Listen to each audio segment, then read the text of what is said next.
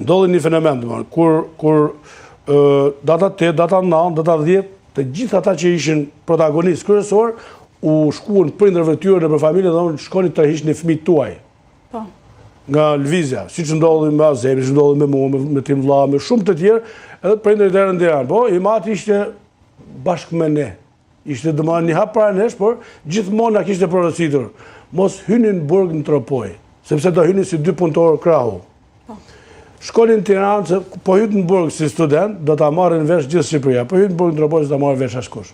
Dhe kur erdhi Imati në tropoj, domethënë ai ishte më i gëzuar se ne për çfarë po ndodhte. Dhe çfarë ndodhi. Shkuam për të firmosur listën e themelimit të Partisë Demokratike, unë e firmosa. Marrëdhënia jonë me Azemin ka qenë marrëdhënie gjaku, domethënë Imati dhe nana e Azemit janë kushërit parë. Kushërit daj nip. Domethënë janë kushërit gjyshi i Azemit, gjyshi i Azemit dhe gjyshi im janë vëlla motër. Ai qartë.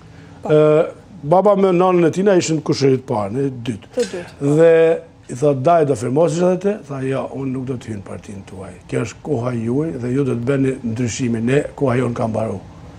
Një detaj kështu, shumë emocional të manë. U kriju Partia Demokratike, pastaj, ma i menë dhe gjera... Fitore e zgjedhjeve pastaj.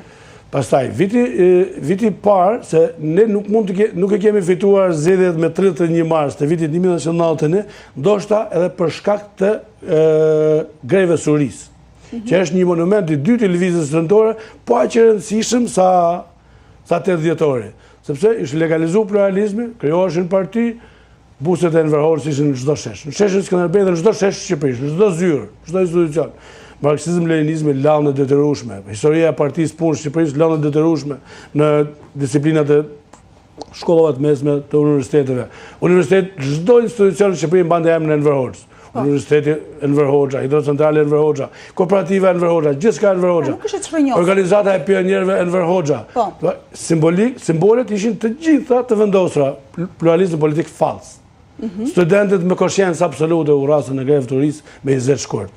Kjo ka dëmtuar rezultatin e Partisë Demokratike në atë kohë, por ka dhënë një zgjidhje optimale, sepse u bën ligj i veçantë për një lloj dekomunistizimi. Simbolikat, të paktën simbolikat. Më vonë, në 92-shën pastaj domethënë fitoria është plebiscitare. Ai është një mandat që i është dhënë Partisë Demokratike për të bërë një reformë thellë strukturore me plug, që filloi ta bënte në 96-ën, ishte shumë vonë. Në 92-96 mandati, tash është lehtë me fola, domethënë se mirë, si e kujtoni si Partinë Demokratike pas fitores së zgjedhjeve? Një vroll i jashtëzakonshëm, një energji e padiskutueshme, programe shumë ambicioze për instalimin e atyre lirive që thash në fillim.